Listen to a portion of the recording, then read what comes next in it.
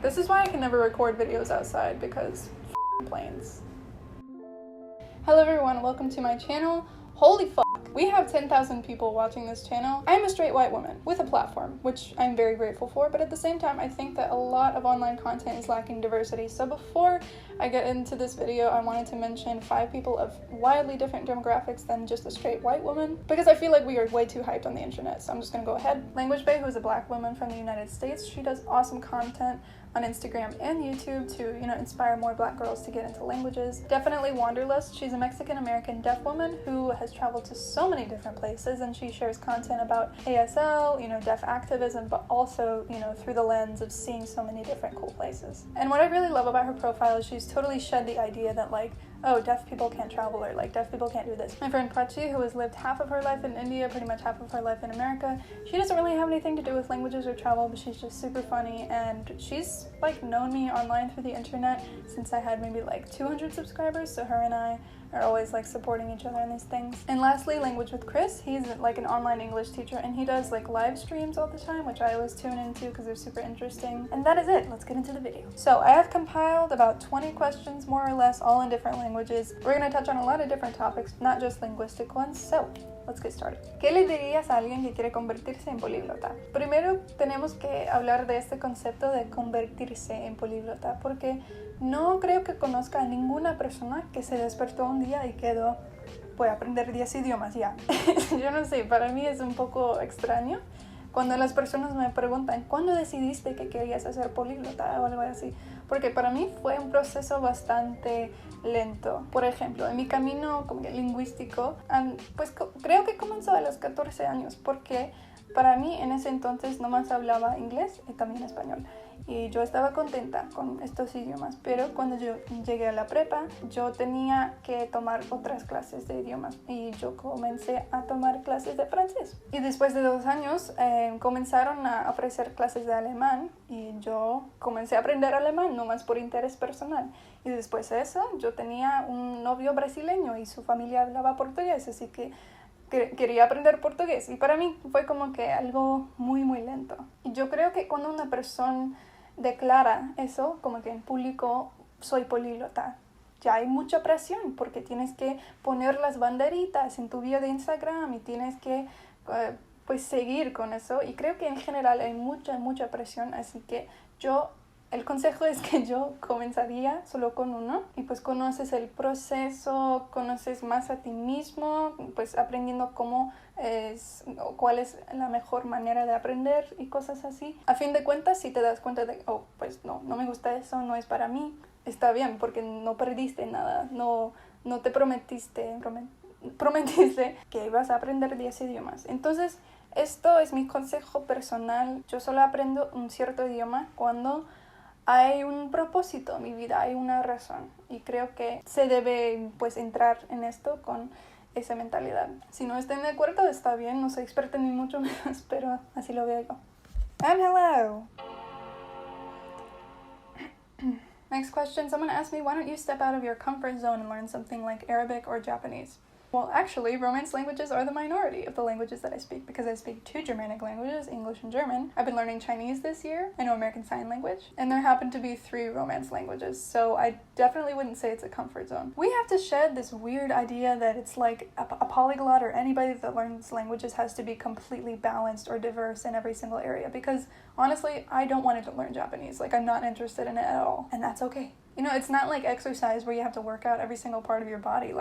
I'm fine with leg day, that's it. Even if Romance languages were a comfort zone for me, what's the problem with that? I think that, it's not like I learn things because I feel like I should. I learn things because I'm interested in them, because I see a future with it, and because I see, an immediate use, or, any of these combination of reasons. So the fact that I have to step out of, some comfort zone that does not exist.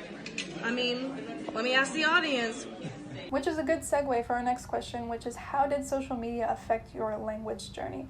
And I have a lot to say about this. I've been posting on Instagram, I think, way less. I kind of got back into it recently, but I took a big break because I don't know when this happened. It was like so freaking fast, but suddenly everybody's on YouTube and Instagram like, I'm gonna learn 65 languages. So on social media, I started my language account on Instagram in April of 2019, and I've had this YouTube channel for like 6 or 7 years, but I didn't make the content like pretty much solely linguistic until the same time last year in April. It's been very hard sometimes to try to find a good balance of like, you know, showing what I'm doing and like not showing what I'm doing, because sometimes on social media I feel a pressure to like, oh, I have to, you know, upload a speaking video so that people like so that people can see I'm making progress or something. And when you show so much of your language learning online, people start to feel sometimes like they have a say in what you do, because I get messages all the time, and I'm sure you've heard this from other people like Lindy on YouTube, that people say like, why aren't you learning my language? Like, when are you gonna learn Persian? I'm not gonna learn Persian in the near future, I'm sorry. And that's fine, because I don't have to do anything that I don't want to, and neither does anybody else. But recently, I think, at least on YouTube, I've found a very good equilibrium of like, I'll post a video that I want to make, and then I'll post a suggested video. So yeah, I try to revolve what I post around what I study, and I do not like, you know, get involved in a ton of like social media diary challenges or, you know, plan posts and then study accordingly. That is insane. So, with that said, please be nice to me. I'm getting to know this social media thing like more and more every day. Did you know I didn't even have my first cell phone until I was 17 years old? Yeah, I don't know how to do this shit. Anyways, let's move on. Your thoughts on languages and mental health. How at times it can be a getaway, a safe haven, an escape, but other times solely another reason to beat yourself up. Even if I didn't have social media, I might still pressure myself and be like, oh, I'm not good or something, which is innate to human beings. Hold on, another plane is coming. Why did the Orville brothers do that? Wait, was that their name? The Orville brothers? The Wright brothers. Oh my god. The Orville brothers. Okay, so in terms of mental health, I think that it totally correlates with the thing about social media, that when I pressured myself too much to do like what I think I should do or what looks cool online, I started being really unhappy with myself and being like, what the is going on? But yeah, I think that before I knew about all of this like online community and stuff, I was just, you know, like a 15-year-old kid with a Spanish notebook looking up grammar points online. I was completely happy, and I never like compared myself because there was nobody to compare to, and I just felt happy with the progress that I was making. So I think that at times like I have bad days in Spanish because I do like out loud reading practice, and sometimes I just sound completely horrible. So I think that I've done a pretty good job at keeping other people out of it and, you know, not holding myself to such a high standard, because I know at the end of the day, all I need to know how to do is to communicate and, you know, be eloquent. And that's as much as I can promise for myself, you know? But yeah, I would love to know you guys' thoughts on this. Comment down below. Você quer fazer um mochilão algum dia? Eu acho que sim. Mas eu precisaria outra pessoa comigo para conversar, para compartilhar a experiência e tudo. Eu já fiz 3 viagens sozinha e eu acho que a cada vez eu me sentia mais só. Então, para a próxima viagem, eu acho que eu preciso de alguém comigo, se seja um namorado, um amigo chegado, algo assim. Acho que tem vantagens quando se viaja só, porque você não tem que depender da outra pessoa e o que a pessoa quer fazer, mas também quando você está viajando só é menos seguro, e isso é muito importante para mim porque eu sou mulher. Eu sou, em geral, uma pessoa muito ansiosa, e eu acho que eu me sinto mais seguro quando tem outra pessoa comigo. E isso aí. Falando no português, o que você mais gosta no português brasileiro? Eu tava pensando nisso quando eu li essa pergunta, e eu acho que a primeira coisa que eu pensei foi que o sonido nasal no português brasileiro, na língua brasileira, é muito mais forte do que no português de Portugal. Eu não sei se eu tenho razão, mas desde a perspectiva estrangeira, eu acho que eu percebo mais esse tipo de sonido quando eu falo com um brasileiro. Antes eu nunca tinha ouvido algo assim numa língua, e foi uma das coisas que me atraía quando eu estava aprendendo português no começo. Coisa estranha talvez, mas é lindo mesmo. Abacaxi na pizza, sim ou não? Sim, 100%. Eu sou muito, muito fã. Eu cheguei no ponto agora onde eu não quero a pizza se não tem abacaxi. Se você não concorda, sai fora. We have a question from my queen, Sylvia. Any ideas for what the next language you want to start is? So, recently on Twitter, I was like, okay, we're halfway through the year and I'm already thinking about some linguistic goals for next year. And it was, I would like to start getting to some Eurasian languages. I have no idea why, but I've been super attracted to Georgian and Turkish. I've always said that the Georgian alphabet is like super pretty. It looks like a bunch of pretzels and paper clips, and I'm just like, oh, But also Turkish, because I think, like, it's just been a lot of different things. Like, I have Turkish students, and I'm very interested in their languages when they, like, try to compare it between English and Turkish. When I went to Germany, I heard more Turkish on the streets than I heard German, so it's just, like, kind of introduced itself into my life, and I'm a little bit curious. Goals. Next is a quick question. How tall are you? I think I've posted on this topic like once on my Instagram story, and I'm 5'9", which is maybe like 1.73 m, 74. Most people are very surprised when they find out that I'm like so tall, but I think that I'm very average for like a woman in the United States. I think we are generally like anywhere from 5'6" to 5'9" is a normal height. Now, when I went to Mexico, it was so hard to blend in when I was in Mexico because, like, first of all, güera, pelirroja, and also I was tall as hell, so yeah. Você faz faculdade, se sim, qual curso? Eu estudo a produção da mídia digital. Isso é uma trava-línguas pra mim. Então, eu trabalho com câmeras, áudio, escrevendo scripts, não sei como é que eu falo isso. Então, fazendo tudo, do documentários, TV, filmes.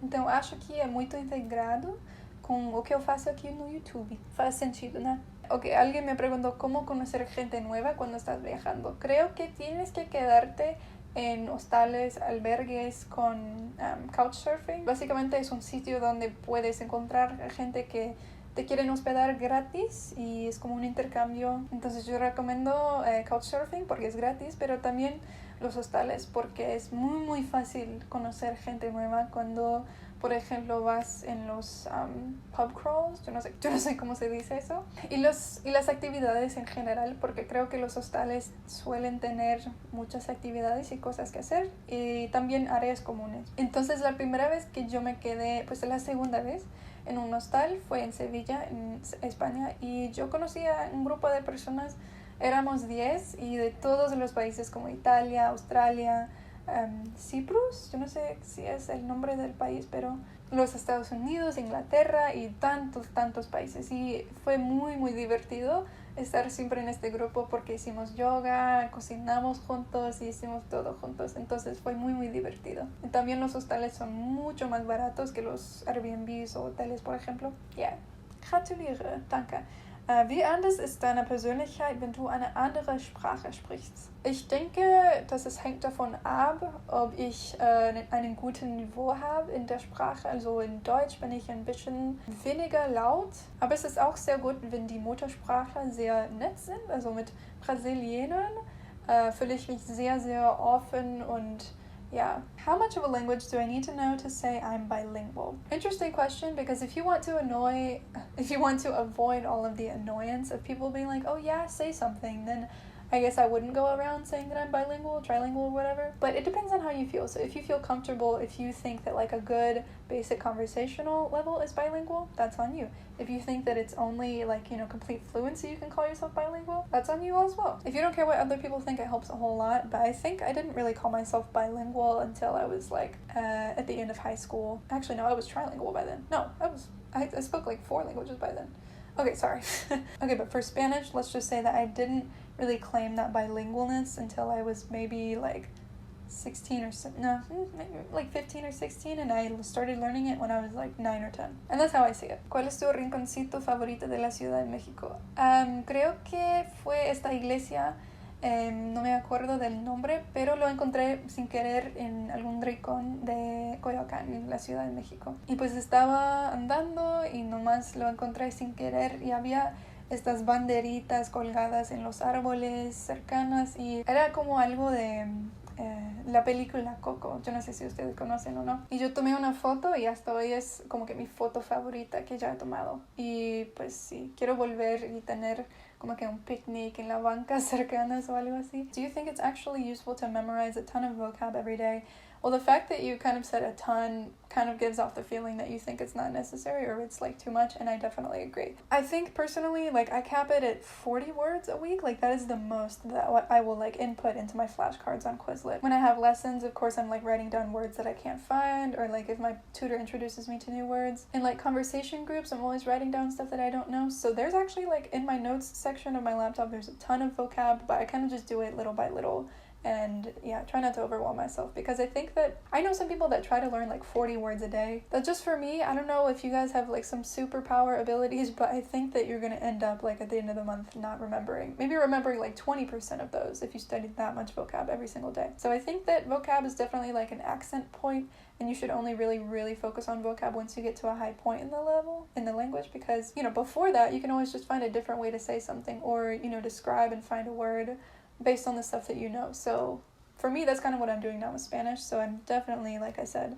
been capping it at like 40 per week. Okay, my camera says that I've been talking for almost an hour, so I should probably close this video off. But anyways, thank you so much for 10,000 subscribers. I don't even know. I wonder how many seats like the stadium for the Super Bowls can hold. Americans be like, how many football fields is 10,000 people? Anyways, thank you so much for watching. This was super fun to record because I got to talk about things outside of languages, which I also love to do. And like I've been saying at the end of all my videos recently, everybody please stay safe, wear your masks, and have a nice day.